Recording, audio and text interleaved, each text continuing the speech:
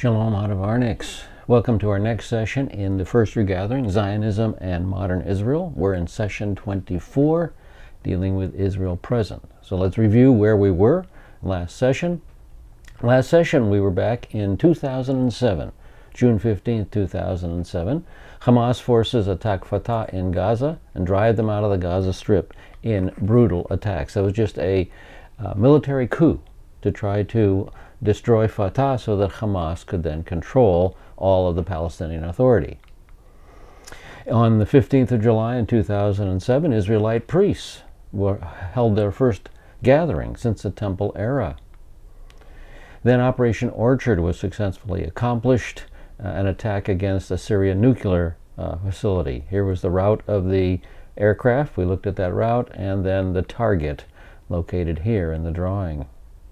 The Annapolis Conference convened and ended with high hopes for a peace solution. It did not get anywhere. Ami Oritz suffered a horrendous explosion on Purim from a planted Purim present. It turned out to be a bomb. Apparently it was an attempt to kill his dad, who was a pastor of Messianic congregation in Ariel. Ami went through many months of therapy before recovering. That Passover, the Passover sacrifice, was reenacted by Jewish priests in training for the Third Temple. Levitical garments were outfitted for potential Levitical priests. Barack Obama was elected President of the United States, and he was one of the most anti-Israel presidents in current history. On December 27th in 2008, the Israeli Defense Forces launched Operation Cast Lead to halt Hamas rocket fire on Israel from the Gaza Strip. Benjamin Netanyahu became the prime minister. The Herva Synagogue was finally finished and rededicated, beautiful building. The Gaza flotilla incident occurred. 6 ships left Cyprus to be intercepted by the IDF Navy. The IDF told them to change course and take their humanitarian goods to Ashdod. They refused to. The boats were boarded, and the people on the boats attacked the soldiers, resulting in injuries and deaths to these terrorists.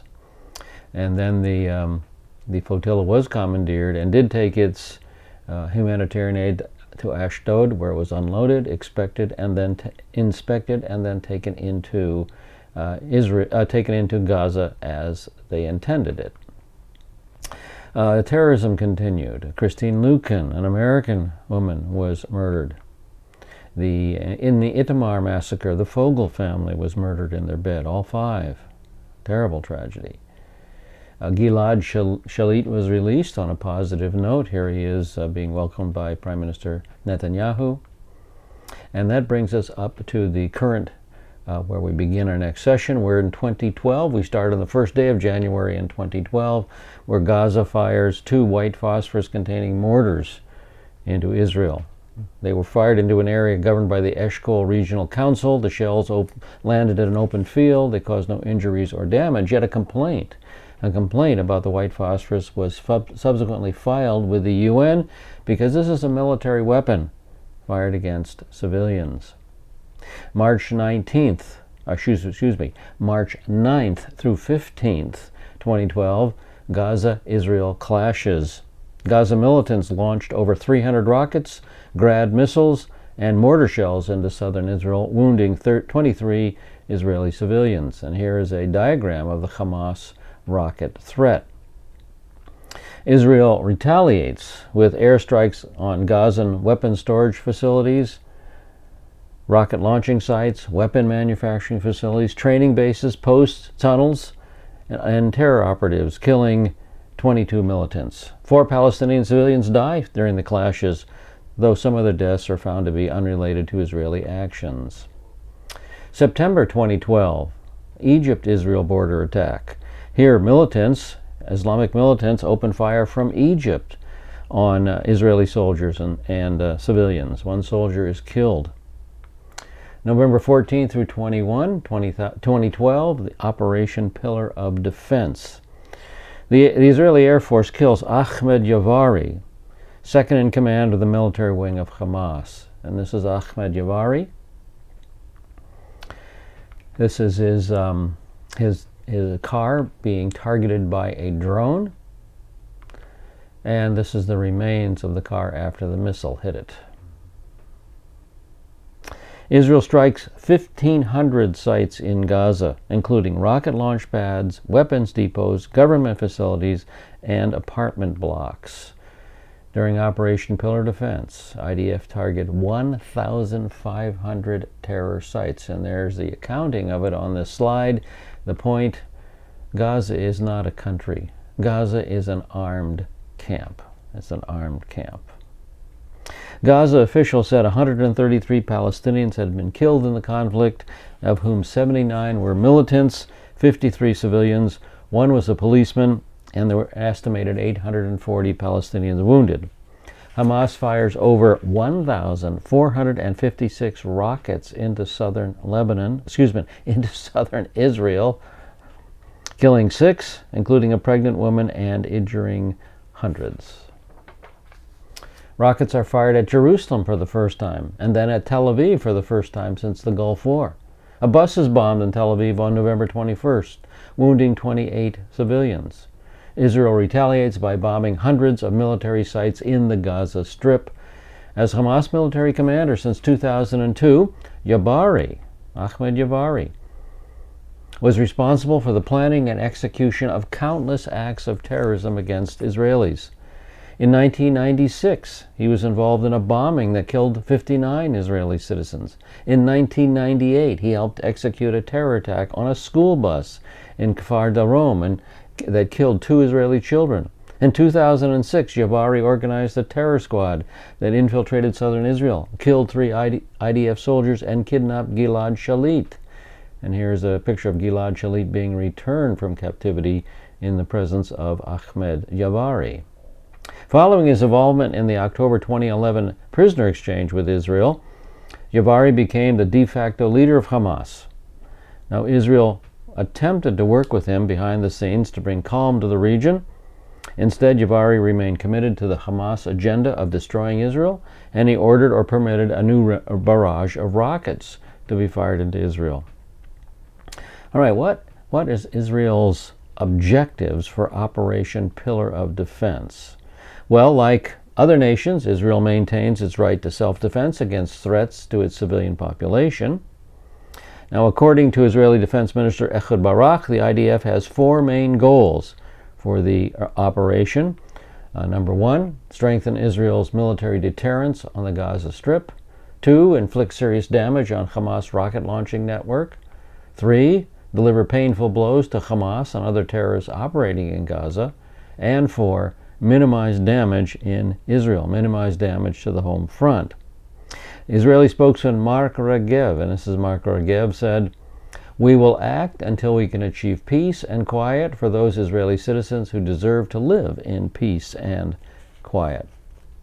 Thousands of reserve troops have been mobilized, but Israelis do not want to initiate a ground operation in Gaza. They've done everything to avoid it. But the magnitude of the danger to millions of Israelis, however, may leave Israel with no other choice. Israel says the operation will end when Hamas stops the rocket fire.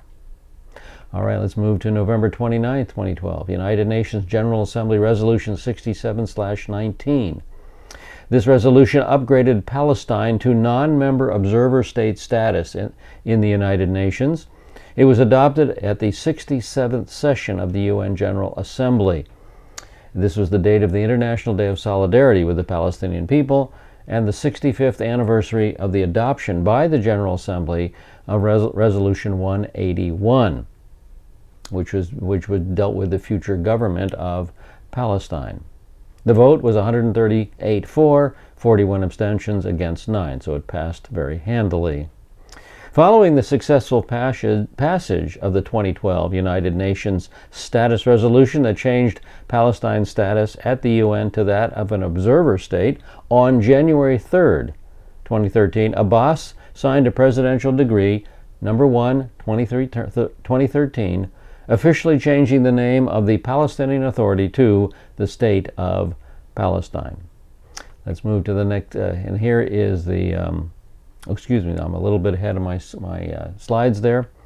November 30th, 2012, the next day, in response to the UN approving the Palestinian UN bid for non-member observer state status, the Israeli government Inner Cabinet announced it approves the building of housing units in the E1 area connecting Jerusalem and Ma'ale Adumim. And here's the slide I wanted to bring up. Now, of course, we're looking at the state of Israel, and this is Jerusalem at the end of that panhandle that is protruding into the West Bank. And here we see West Jerusalem, the panhandle, the end of the panhandle, protruding into East Jerusalem. This is the old city. Help to orient you there. And this is the E1 zone. Now, neither Palestinians nor Israelis live in the E1 zone. And here's another clear map of the E1 zone. It connects Ma'ale Adumim block with Jerusalem. And since there are neither Israelis nor Palestinians living there, that would be a strategic place to put Israeli housing and unite those two areas, probably as Greater Jerusalem. But anyway, at least there'd be a presence from Ma'ale Adumim to Jerusalem. All right, let's summarize 2012. An annual survey by the Shin Bet concluded that in 2012, the number of terrorist attacks in the West Bank rose from 320 in 2011 to 578 in 2012. It was accompanied by a decrease in the number of fatalities, however. During the same year, 282 attacks were carried out in Jerusalem, compared to 191 in 2011. The increase in attacks is due in part to a 68% rise in attacks using Molotov cocktails. However, the number of attacks involving firearms and explosives grew by 42%, 37 attacks compared to 26 in 2011. So terrorism still continues unabated in Israel. All right, let's move to 2013. Let's pick it up on April 1st. Natural gas begins to flow from Tamar. 4 years after drilling began at the Tamar offshore gas field, it's 80 kilometers off the Haifa shore, natural gas began flowing from the offshore platforms to Ashdod. Now here is a map of the area, of course, and the Tamar natural gas field is in this area of the Mediterranean Sea. And here's another map, a little closer up, of the offshore natural gas fields that have been discovered. The gas fields developers and politicians hail this as an historical day. This is the Tamar floating gas platform, the infrastructure needed to bring this gas to Ashdod. The gas is now flowing through pipes to a production rig off the Ashdod shore and will then flow onto the onshore storage facility. Use of the natural gas discovered in the Mediterranean Sea in the last few years is expected to assist the Israeli energy market and reduce electricity costs. Development of the offshore field, which included 5 drilling projects and the laying of 2 150-kilometer-long pipelines, cost 3.2 billion shekels. Yitzhak Teshuvah, CEO of Delek is the Israeli energy conglomerate, said the vision has turned into a reality. Today we are once again emerging from slavery to freedom, from dependence on foreign energy to independence with natural Israeli gas sources. This is a huge accomplishment for the Israeli market and the beginning of a new era. Prime Minister Benjamin Netanyahu said this is an important day for the economy of Israel. On the holiday of freedom, we're taking an important step toward independence in the field of energy. And Energy and Water Minister Silvan Shalom said this is Israel Energy-Related Independence Day, so an important day for Israel. April 14th, 2013, Israel's population grew tenfold since 1948. Just in time for Yom HaAtzmaut, that's the Israel Independence Day, the Central Bureau of Statistics released data on Israel's population. On the state's 65th anniversary, Israel had over 8 million residents, a nearly tenfold increase over the number that lived here in 1948. A total of 8,018,000 people live in the state of Israel on Independence Day 2013. When the state was established on the 5th of the Hebrew month of Iyar in 1948, the number was 806,000, a tenfold increase in population. Today, 23 population breakdown, there are 6,042,000 Jewish people, 75% of the country's population living in Israel, along with 1,658,000 Arabs, which is 20.7% of the population. The country also has an additional 318,000 residents, 4% classified as other, including non-Arab Christians and members of other religions. Israel's population grew by 138,000 since Yom HaAtzmaut, a growth rate of 1.8%. In 2013, it was announced that over 70% of the Jewish population were born in Israel, with more than half being second-generation Israelis. So 70% are now Sabras. In 1948, only 35% were native Sabras. The rise in the metropolitan area has been another important development in Israel. In 1948, only one city, Tel Aviv-Jaffa, had more than 100,000 residents. Today, there are 6 cities with more than 200,000 residents: Jerusalem, Tel Aviv, Haifa, Rishon LeZion, Ashdod, Petach Tikva. All right, let's move to June 4, 2013. South African lawmaker: Israel is not an apartheid state. Reverend Dr. Kenneth Mishu, an outspoken member of the South African Parliament, recently expressed ongoing frustration with accusations that Israel is an apartheid state, calling such claims an insult to what his own nation went through. Earlier this year, Dr. Mishu visited San Francisco just around the time that American universities, especially in California, were swarming with anti-Israel propagandists whose new favorite ploy is to label Israel a practitioner of apartheid against the Arabs in that region. As a black South African who lived under apartheid, in my view, Israel cannot be compared to apartheid in South Africa. Those who make the accusation expose their ignorance of what apartheid really is. Mishu explained that under South African apartheid, which was a legal system of segregation and oppression based on skin color, black people such as himself could not vote, could not travel freely, or hold high government positions. Furthermore, they were subjected to segregation everywhere, from public restrooms to schools to hospitals. Mishu stated, "In my numerous visits to Israel, I do not see any of the above. Black, brown, and white Jews and the Arab minority mingle freely in all public places, universities, restaurants, voting stations, and public transportation. All people have the right to vote. The Arab minority has political parties, serves in the Israeli parliament, the Knesset, and holds positions in government ministries, the police force, and in security forces. In hospitals, Palestinian patients lie in beds next to Israeli Jews, and the doctors and nurses are as likely to be Israeli Arabs as they are Jewish.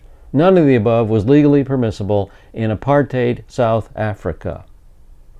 In short, Dr. Mishu, who heads the African Christian Democratic Party, said it was slanderous and deceptive to make such accusations against Israel. In doing so, trivializes the word apartheid, minimizing and belittling the magnitude of the racism and suffering endured by South Africans of color.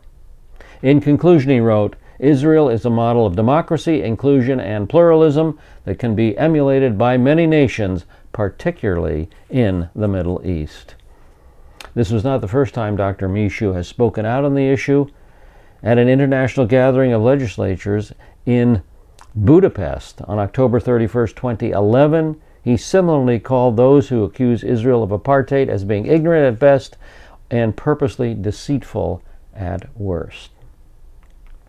Moving to October 18, 2013, Hamas admits being behind a terror tunnel. The so-called military wing of the Gaza's ruling Hamas terror group, the Izz el-Din al-Qassam Brigades, has admitted that it masterminded the terror tunnel that has been discovered leading from Gaza to an Israeli kibbutz. The group was admitted that the tunnel was meant to kidnap Israeli soldiers. Israeli officials said Sunday that IDF soldiers had uncovered a tunnel running from Gaza and extending 2.5 kilometers, 1.5 miles, into kibbutz Ein HaShlosha. Several days after the discovery of this tunnel, Israeli security forces discovered a second one, believed to have been dug during last November's Pillar Defense counterterrorism operation. The daily newspaper Yediot Achronot wrote that Israel has known for over a year about the terror tunnel, that Hamas was digging into its territory, but let Hamas leaders continue to pour resources into it. Sometimes, as part of the war on minds, Israel lets them invest money, rack their brains, waste human resources, and only towards the end of the digging does it hold up a stop sign. The paper's defense correspondent Alex Fishman wrote, "This money should have gone to infrastructure, education, and health projects." And so here's a Hamas terror tunnel. You see it's a pretty sophisticated tunnel with reinforced concrete. And here to give you a scale as to the size of the tunnel, a couple of Israeli soldiers in the tunnel. And you can see they can be quite deep underground. This one's quite a ways under the earth, under the surface. November 8th, 2013, Hamas vows to continue digging terror tunnels. On November 8th, Arutz Sheva reported a Hamas spokesman was vowing to continue to dig terror tunnels and encourage terror attacks. November 11, 2013, Yasser Arafat's remains are exhumed. In addition, Arutz Sheva carried this report regarding the exhumation and testing of Yasser Arafat's remains in an attempt to confirm the cause of his death back in 2004. And again, here's Yasser Arafat's tomb in the Ramallah. Senior Palestinian Authority and Fatah leader Jibril Rajoub has appeared on PA TV and accused the U.S. of being behind former PA chairman Yasser Arafat's supposed poisoning by Israel. "It's obvious that Israel wasn't alone," said Rajoub in an interview aired last week, adding that the U.S. was there. "That fool known as George Bush took away Yasser Arafat's protection and gave Israeli Prime Minister Ariel Sharon the green light to liquidate Yasser Arafat." Despite medical testimony that Arafat died in 2004 of AIDS, recent investigations in November of 2012 found a moderate possibility of polonium poisoning. The inconclusive early results were quickly jumped on by the PA, which claimed that the Jews poisoned Arafat like they poisoned Islam's prophet Muhammad. They tried to just another accusation, another blood libel against the Jewish people. However, in contrast with the early accusations against Israel, the new accusation of the U.S. being involved, there are other theories. One important theory is by Fahmy Shabani, or Shabani, I'm not sure exactly how his name is pronounced. He's a former intelligence officer for the PA. He suggested that PA leaders, including PA Chairman Mahmoud Abbas, were in fact behind the murder. That would be interesting. Well, the BBC reported the conclusions of the independent agencies analyzing the possibility that Arafat was poisoned by polonium-210. The Swiss team concluded that the results moderately supported the theory, and the Russian examiners stated that their examination did not give sufficient evidence of polonium as the cause of death. Arafat's widow did not accuse anyone and stated that her husband had many enemies around the world. And of course, there is Yasser Arafat, his tombstone, where his remains are interred. November 24, 2013, Geneva interim agreement on the Iranian nuclear program. On November 23, 2013, an interim agreement was signed between Iran and the P5+1 countries in Geneva, Switzerland. It consists of a short-term freeze of portions of Iran's nuclear program in exchange for decreased economic sanctions on Iran as the country works toward long-term agreement. Following the following is an excerpt from Prime Minister Benjamin Netanyahu's remarks to the Knesset. Benjamin Netanyahu said, "I would be happy if I could join those voices around the world that are praising the Geneva Agreement. It is true that international pressure, which we applied, was partially successful and has led to a better result than what was originally planned, but this is still a bad deal. It reduces the pressure on Iran without receiving anything tangible in return, and the Iranians, who laughed all the way to the bank, are themselves saying that this deal has saved them. I spoke last night with U.S. President Barack Obama. We agreed that an Israeli team led by National Security Advisor Yossi Cohen will leave soon for the U.S. to discuss the permanent agreement with Iran. The agreement must lead to one result: the dismantling of Iran's military and nuclear capability. I remind you that only last week, during the talks, the leaders of Iran repeated their commitment to destroy the State of Israel. And I reiterate here today my commitment as Prime Minister to prevent them from achieving the ability to do so. And here is the nuclear negotiations in session, and these are the participants in the Iran nuclear capability negotiations. Now we move to 2014. Early in 2014, January 11th, experienced the death of Ariel Sharon. He suffered a major stroke on January 4th, 2006, and he died after 8 years in a coma on January 11th, 2014. He was born on February 26, 1928. Here is a photo montage of his life. This is Ariel Sharon at age 14, the young Ariel. This is Major Ariel Sharon in 1955, next to Moshe Dayan there. This is Major General Ariel Sharon in 1973, again with Moshe Dayan. This is a photograph during Ariel Sharon's funeral. Vice President Biden is speaking there. And of course the Arabs hate Ariel Sharon because of his unequivocal stand for Israel. And so they picture him in this Arab cartoon as dragging his sins with him down into hell. They hated Ariel Sharon. He was such a champion for Israel. July 2014, the stabbing intifada, a wave of Palestinian firebombing, car ramming, and stabbing attacks break out, mostly in the Jerusalem area, leading some to raise concerns that a third intifada, sometimes referred to as a stabbing intifada, is underway. July 8, 2014, Operation Protective Edge. Since Israel evacuated every settler and soldier from the Gaza Strip 7 years ago in hopes of stimulating the peace process, it has been attacked by terrorists. Any acts favorable to the Palestinians have only stimulated more terrorism. That's because of the Arab mentality, that if you're weak, you negotiate, you give concessions. And if you're strong, you take what you want. And so every time Israel gives a concession, the Arabs think that they are weak, and that stimulates more terrorism.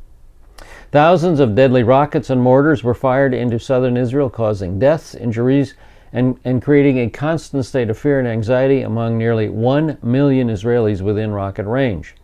This barrage finally created such a threat to the security of the Israeli citizens that Israel launched Operation Cast Lead in 2008 to degrade Hamas's ability to engage in terror. And for 5 years, terrorist attacks continued sporadically before increasing dramatically in 2012. More than 1,300 rockets were fired into Israel, provoking the killing of Hamas military commander Ahmed Jabari on November 14th, and eventually Operation Pillar Defense. In the summer of 2014, violence between Israelis and Palestinians escalated with the kidnapping and murder of 3 Israeli and 1 Palestinian teenagers. Here are the 3 Israeli teenagers who were kidnapped and murdered: Gilad Sha'ar, Natanli Frankel, Eyal Yifrach. This is their grave. They were all buried together. This is their gravesite. Shortly after that, this young Palestinian teenager, Mahmoud Abu Qadir, was killed. This is his funeral. And so tensions were raised to a high point once again. Hamas greatly increased rocket fire, including a reported 131 launches between July 7th and 8th. Even on July 7th, Israel was seeking a ceasefire and de-escalation. This was confirmed by the Arabic daily Al Hayat. So in spite of Israel trying to calm the waters, the terrorism continues. This led to the third Gaza operation in 5 years, entitled Operation Protective Edge. Operation Protective Edge. And again, what are the goals? What are Israel's goals of Operation Protective Edge? Again, let me repeat, like other nations, Israel maintains its right to self-defense against threats to its civilian population. Now, according to IDF spokesman Lieutenant Peter Lerner, the IDF's goals are to, 1, stop the terror that Israel's citizens face on a daily basis. Israel also seeks to prevent tunnels from being built into Israel. And 3, Israel attempts to hinder Hamas's ability to make violence against Israel's civilian population. So this terrorism is ongoing. You see why I named this section the Unending War. All right. For 50 days of war, the home front and the soldiers in the front lines were battered by thousands of rockets and mortar shells as armed groups in Gaza fired, get this, 4,564 projectiles into Israel. Now here is a diagram of the rockets that threaten the Jewish citizenship. Here's the Qassam rocket, a shorter range rocket. Then you get to a medium range Grad rocket, then a little farther range M75 rocket, and finally their long range M302 rocket, which can reach as far as Haifa. The Israeli population that falls under that red area is all under threat. These Hamas rockets threaten the majority of Israelis' population. The statistic was one of several released by the IDF as the fighting ended. According to the Army, 3,659 rocket and mortar impact sites were found, counting those fired on IDF soldiers in Gaza. Of those that struck in Israel, 224 hit built-up areas of buildings, houses, etc., schools, etc. A further 735 were shot down by the Iron Dome missile defense system. And here's the Iron Dome system, poised and ready to defend Israel. Here is an Iron Dome rocket being launched. And this is an Iron Dome interception. Quite an amazing defensive system. Also, the IDF said that there were 197 failed launchings, projectiles that never left the Gaza Strip or that did not launch at all. During the war, 70 people were killed on the Israeli side, including 64 soldiers. Gaza health officials said more than 2,100 people were killed on the Strip during the fighting, and many thousands more were wounded. The Office of the Coordinator of Government Activities in the territories, the body responsible for running the Israeli border crossings with Gaza, said that since the operation began on July 8th, 959 tons of medicine and medical supplies have entered the Strip through the crossings, and that 5,359 trucks carrying goods entered through the Karem Shalom crossing. So the crossing and Kibbutz Karem Shalom were targeted by mortars and rockets throughout the war. So Israel continues to provide humanitarian aid, even when their very attempt to do so is attacked by their enemy. A total of 82,201 IDF reservists were called up during the war, including a friend of mine, a personal acquaintance. So this is not some impersonal, distant tragedy for many of us. We have friends and relatives in Israel experiencing this. Throughout the fighting, 64 soldiers were killed and 469 were wounded. During the operation, the IDF struck some 5,226 targets in Gaza, including 1,814 targets linked to rocket firing, 109 weapons depots, 85 weapons-making facilities. See, Gaza is an armed camp. All this military equipment is spread out throughout the entire Gaza Strip. And of course, that makes it very, very difficult to stop it all.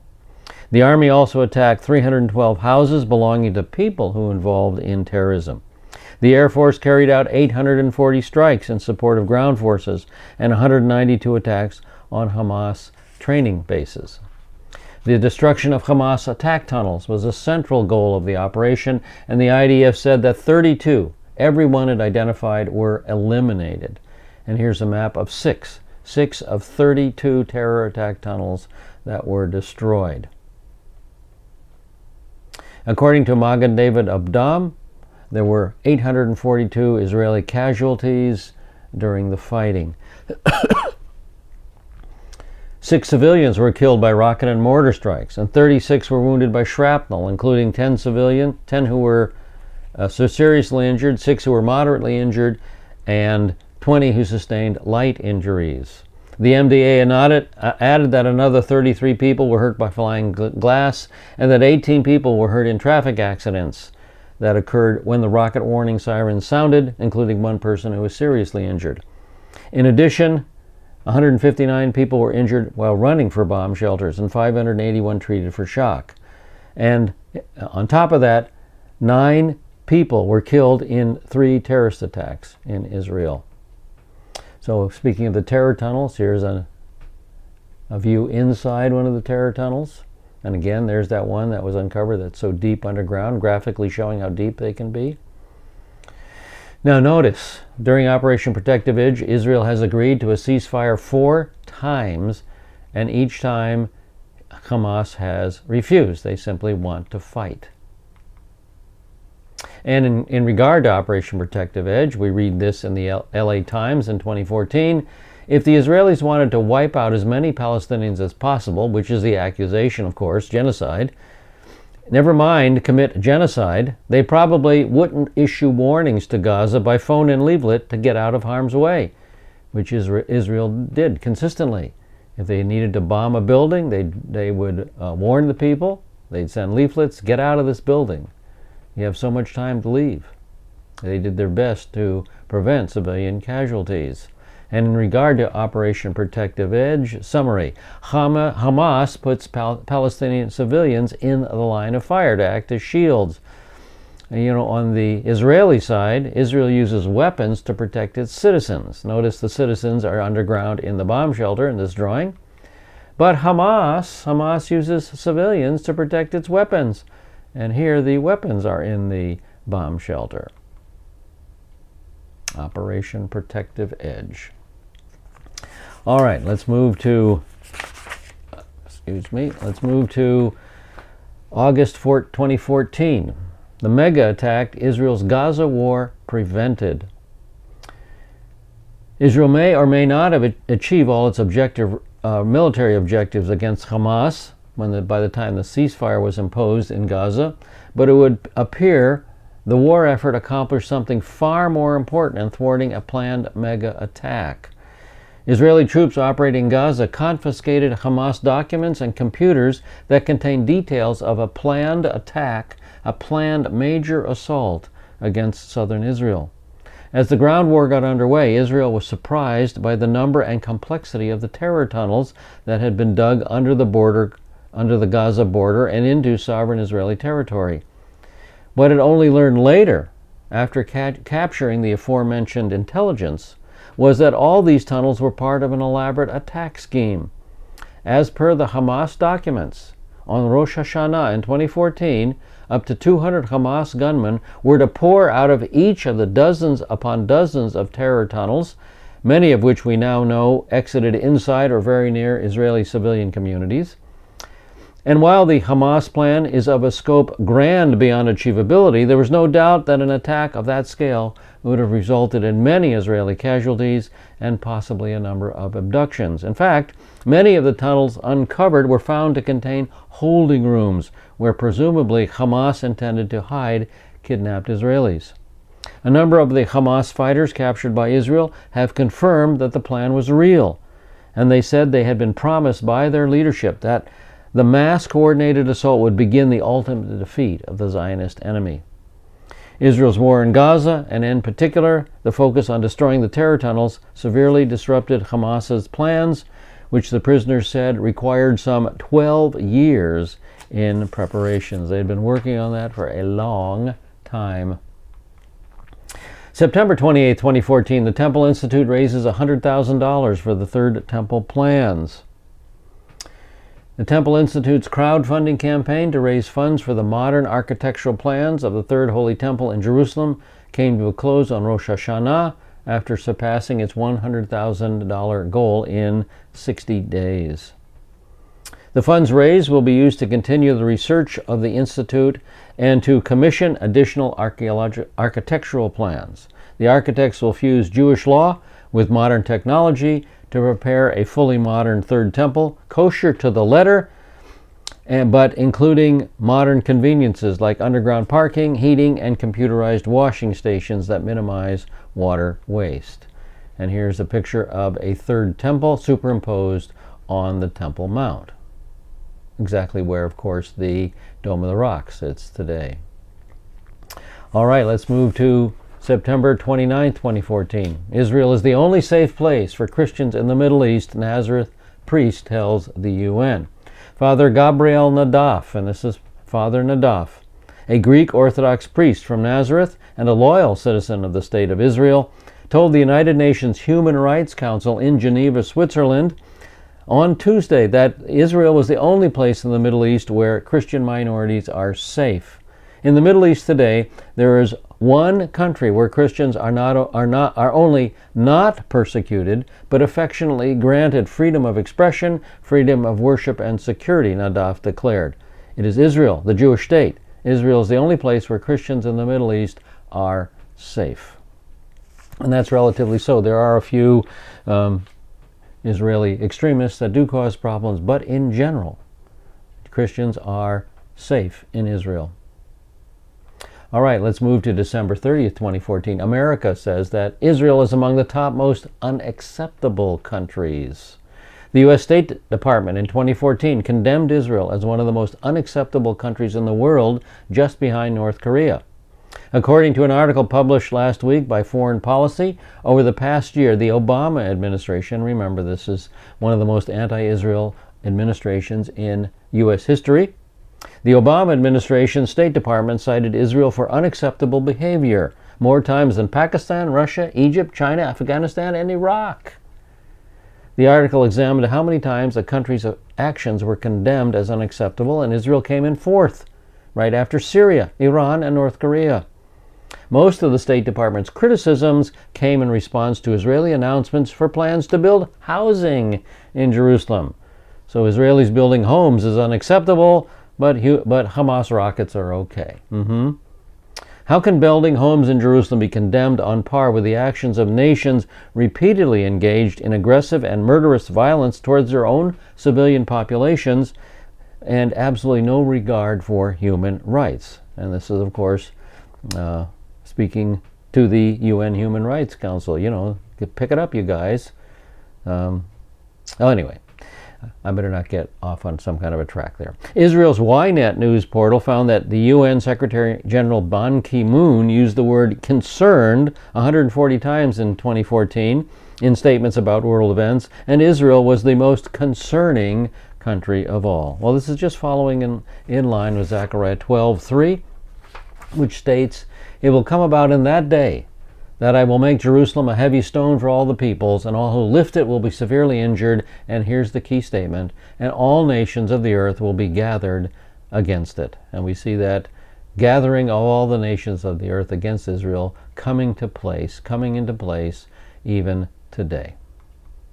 All right, December 31st, the end of 2014, Israel hails the highest immigration figure in a decade.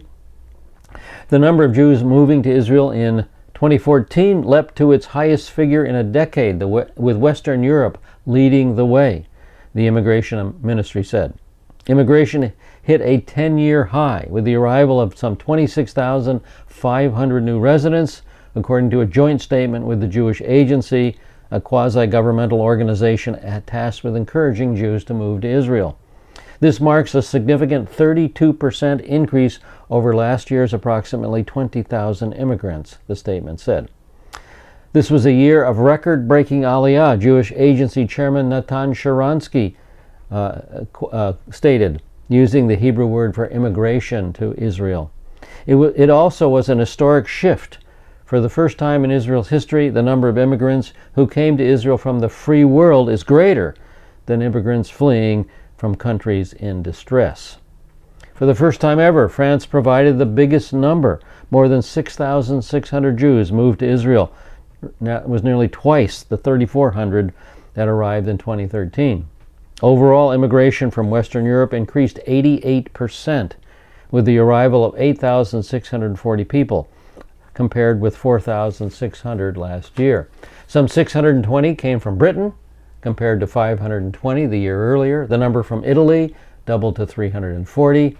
Around 240 arrived from Belgium, a slight decrease. The number from Germany remained stable at about 120.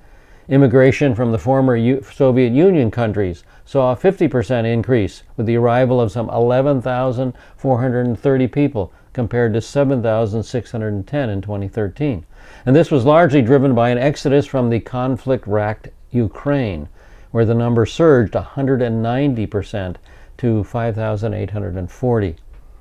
More than half of all people moving to Israel in 2014 were under 35, among them 5,300 children and 8,200 adults between the ages of 18 to 34.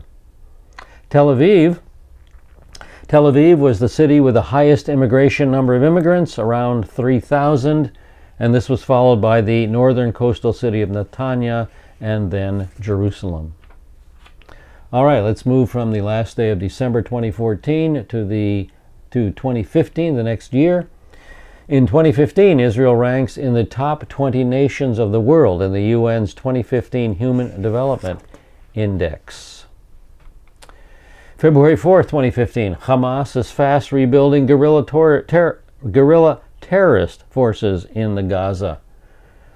Hamas and allied terrorists in Gaza have spent recent months intensively rebuilding their guerrilla terrorist capabilities, which sustained significant damage during Operation Protective Edge. Their aim is to recover the military infrastructure that was damaged and return it to full capabilities and broaden it, according to a recent report by the Amit Intelligence and Terrorism Information Center in Tel Aviv. To that end, Hamas has allocated the necessary funds, personnel, and equipment, despite the shortages suffered by the civilian sector of the Strip. This stands out especially against the background of the ongoing delay in the civilian recovery in the Gaza Strip, the report said, adding that it illustrates well, as in the past, Hamas's priorities clearly lie in rebuilding military capabilities at the expense of civilian needs. Dr. Reuven Ehrlich, head of the Terrorism and Intelligence Center, told the Jerusalem Post, "We see that when it comes to military programs, resources flow without a problem." So the program is aimed at both replenishing the military wing's ranks and support for Hamas among the Gazan population, which is suffering extreme hardship in the aftermath of the conflict with Israel. Hamas began to reconstruct its network of tunnels within Gaza, and Israel is watching out for any signs of cross-border attack tunnels as well. Hamas's domestic rocket production is rapidly replenishing the Islamist regime's arsenal of projectiles. So the beat goes on. March 16, 2015. Israeli Prime Minister Netanyahu says no to a two-state solution on the eve of the election. May 13, 2015. The Vatican recognizes the state of Palestine in a new treaty. Thanks a lot, Vatican. September 16, 2015. Riots on the Temple Mount. Mahmoud Abbas, chairman of the Palestinian Authority, was interviewed on Palestinian television about the violent riots on the Temple Mount in Jerusalem, and during the interview he said, "Al-Aqsa is ours, the Church of the Holy Sepulchre is ours, everything is ours, all ours. They, the Jews, have no right to desecrate them with their filthy feet, and we won't allow them to." There's your peace partner. There's Israel's peace partner.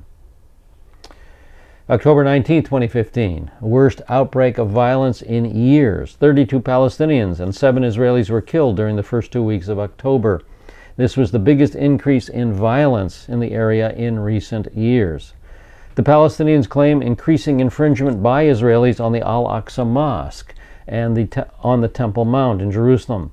Palestinian teenagers led the violence by stabbing Israelis in so-called lone wolf attacks. This is very different from the political and organized support experienced during the first and second intifadas. These are independent attacks. And now we come to 2016. Some good news on 2016.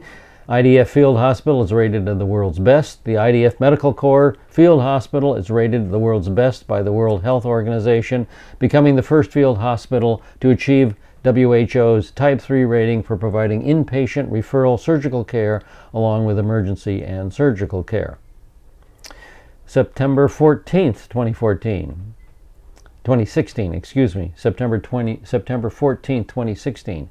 United States commits $38 billion over 10 years to military assistance for Israel. That is good news. December 23rd, 2016. U.S. abstains on United Nations resolution condemning Israeli settlements, allowing the motion to pass. The U.S. was allowing Israel to be condemned for building homes. All right, moving to 2017. Gal Gadot, star of the movie Wonder Woman. Gadot becomes the highest grossing actress of the year, amassing $1.4 billion worldwide. She's a wealthy young lady. February 6, 2017. Israel passes a law retroactively legalizing almost 4,000 settler homes built on Palestinian land. February 15, 2017. U.S. President Trump is open to the one-state solution. This is a change in the decade-long U.S. policy of advocating for a two-state solution. April 6, 2017. Russia recognizes West Jerusalem as the future capital of Israel and East Jerusalem as the capital of the future Palestinian state. So there's a bit of conflict there between those who are satisfied with a one-state solution and those who want a two-state solution. We'll see how this all works out in the years to come. Okay, let's move to May 1st, 2017. Hamas declares a willingness to accept an interim Palestinian state alongside of Israel, but it must be along pre-1967 boundaries. May 14, 2017. The population of Israel reaches 8.8 million. And in summer of 2017, Israel expended quite a bit of effort on emergency aid. Over the course of the summer, Israeli government and non-governmental groups sent aid and personnel following natural disasters to Texas, Mexico, Haiti, the Caribbean, Florida, Puerto Rico, Nepal, and Sierra Leone. So Israel reaches out to help others in spite of the fact that resources are limited. December 6, 2017. President Trump recognizes Jerusalem as Israel's capital, and he orders the U.S. Embassy to move. This is President Trump's order to move the U.S. Embassy to Jerusalem, and subsequently that occurred. On May 14th in 2018, the U.S. Embassy was dedicated in Jerusalem, and here is a picture of that embassy dedication ceremony, something that should have happened decades ago. But President Trump followed through on a good move there.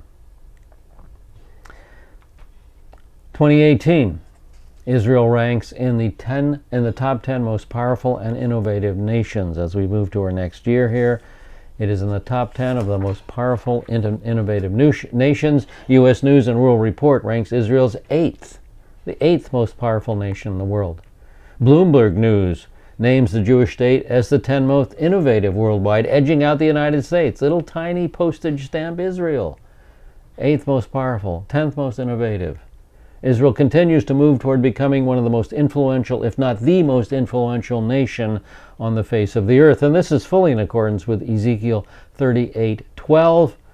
In Ezekiel 38:12 we read that Gog comes to capture spoil and to seize plunder and to turn your hand against the waste places which are now inhabited and against the people who are gathered from the nations who have acquired cattle and goods, and here is the key statement, who live at the center of the world. Well, obviously Israel is not the geographic center of the world. It doesn't mean that. The expression is an indicator of her importance and influence in the world. She will be one of the most influential, if not the most influential country in the world. May 14th, 2018, Israel's population in 2018 stands at 8.84 million. The U.S. Embassy opens in Jerusalem. Violence and protest ensue. Then we move to violence and protest. We know about that. July 19, 2018, the Israeli Knesset passes a law declaring Israel to be a Jewish state, Hebrew as the official language, and the undivided Jerusalem as its capital. September 17, 2018, missile strikes hit multiple targets in western Syria. Late on September 17, 2018, missile strikes hit multiple targets in the Syrian government-controlled western Syria. These strikes were conducted by the Israeli Air Force. The attack involved 4 F-16 fighter jets launching GBU-39 bombs at industrial sites at Latakia. The missiles hit the Institute of Technological Industries, a subsidiary of the Syrian Ministry of Defense, on the outskirts of Latakia. The missiles targeted ammunition depots. 2 people were killed and 10 injured. October 17, 2018, the Barkan Industrial Park shooting. In the morning of October 7th, 2018, a Palestinian gunman opened fire on several Israelis in the Barkan Industrial Park, killing 2 Israelis and critically injuring another. The shooting incident was declared a terrorist attack by the IDF. It was the first attack in the park and the second fatal attack in the West Bank to occur in 3 weeks. A 23-year-old Palestinian who had worked in the factory where the shooting took place. The Palestinian used a homemade gun in the attack. He was known locally as Carlo, according to an IDF spokesman. The IDF forces conducted an intensive 2-month manhunt in order to capture the militant Carlo, who fled the scene. And the IDF also arrested some relatives of the assailant. They were probably housing him, hiding him for those 2 months. November 11, 2018, Gaza-Israel clashes. Gaza-Israel clashes began on the 11th of November 2018 when a botched Israeli covert operation carried out in the Khan Yunis area of the southern Gaza Strip killed 7 Palestinian militants and 1 Israeli soldier. And here is a depiction of that clash. Exchanges of fire lasted for 2 more days until a ceasefire was achieved with Egyptian mediation. Some minor incidents and protests followed some 2 weeks after the ceasefire with decreasing intensity. December 4, 2018, the Israeli military launched Operation Northern Shield to destroy cross-border tunnels built by Hezbollah along Israel's border with Lebanon. The operation's declared goal was to locate and destroy Hezbollah tunnels that cross the blue line from Lebanon into northern Israel. And according to Israel, this operation is part of the ongoing Iran-Israel proxy conflict. The United Nations interim force in Lebanon acknowledged the existence of 4 tunnels near the Israel-Lebanon border, but said UNIFIL at this stage can confirm that 2 of the tunnels cross the blue line. This would be in violation of United Nations Security Council Resolution 1701, which helped end the 2006 Lebanon War. All right, December 21st, 2018, Israel announced its departure from UNESCO, citing bias, and there was a lot of bias in UNESCO. Now we move to 2019. We'll pick it up on March 25th. U.S. President Donald Trump signs a proclamation recognizing the Golan Heights as part of the State of Israel. And so official U.S. maps now include the Golan Heights as part of Israel. Here's a map of the region. This is the Golan Heights, just to give you a fix on where it's located. And here is a map of the area in detail. This is now considered part of Israel by the U.S., by the United States. May 3rd, 2019, Gaza-Israel conflict. A Gaza-Israel conflict escalation began on May 3rd, 2019, after 2 Israeli soldiers were injured by sniper fire from the Gaza Strip during the weekly protests at the Israel-Gaza border. And this is a picture of that Gaza-Israel border protests. In response, the Israeli Air Force carried out an airstrike, killing 2 Palestinians. Following this, hundreds of rockets were launched from Gaza at Israel, while the Israeli Air Force struck numerous targets within the Gaza Strip.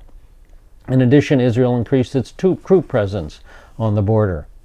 A ceasefire was facilitated by Egyptian mediators on May 6th.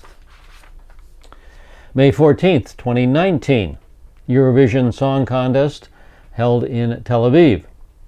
Eurovision Song Contest 2019 was the 64th edition of the contest. The contest took place in Tel Aviv, Israel, following Israel's victory in the 2018 contest in Lisbon, Portugal, when the song Toy was performed by Netta. This was the third time Israel has hosted the contest, having previously hosted it in 1979 and 1999. All right. Well, this wraps up my current version of the First Regathering Modern Israel, Section 4. Let's quickly review where we've been. We started out with the spiritual war, the biblical background. Then we moved to the historical background, a survey of the period from 66 AD to 1839 AD.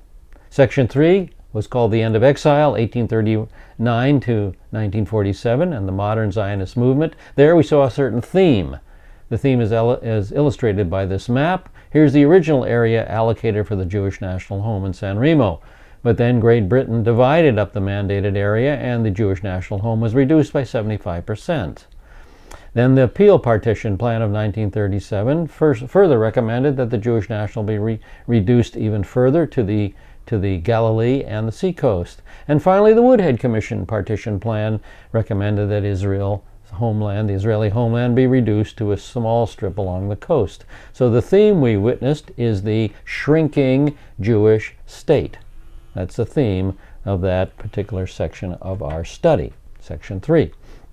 Now we move to Section 4, the unending war, 1948 to the present, dealing with the modern state of Israel, and we saw another theme. This is the state of Israel. The Jewish areas that were purchased and occupied by Jewish people are in the white area. Well, in 1947, the UN felt that the Jewish National Home needed to be reduced, but not quite as far as previous recommendations, and so this was the UN Partition Plan. Well, that gave the Jewish people, the Zionists, a little more territory than they previously occupied, but this was refused by the Palestinians, and the War of Independence ensued, leading to this gain by Israel. She gained all the territory except the West Bank and the Gaza Strip. And then recently, as Israel has continued to mature, the West Bank is now starting to disintegrate. And so what's the theme we're watching now? The theme we're seeing now is the shrinking Palestinian state. And this is fully in accord with Genesis 12:3, which states, "I will bless those who bless you, and the one who curses you I will curse." The Palestinian Arabs have always tried to curse Israel with the destruction of the state, and they now are experiencing cursing themselves. And Galatians 6:7, "Do not be deceived, God is not mocked, for whatever a man sows he will also reap." The Palestinian Arabs tried to shrink away the state of Israel, and now the state of Palestine is being shrunken away. All right, that was for the section number 4, the unending war. I'd like to move now to section number 5, Israel future. And by Israel future, I mean the near future. That is, what does the Bible tell us about Israel prior to the tribulation period? Now, the book of Revelation is dedicated to explaining the tribulation, and that's a very extensive and involved class. And I don't want to go there at this time. Instead, I want to cover the events we can expect to see somewhere in the time frame between today and the tribulation period, the near future, before the tribulation. So I call the class, "The Romans and Russians Are Coming, Oh My." That's my spoiler. And the class will cover Daniel 2, 1 through 49, Daniel 7, 23 through 28, and Ezekiel 38 and 39. So this then is where we'll be going as we get a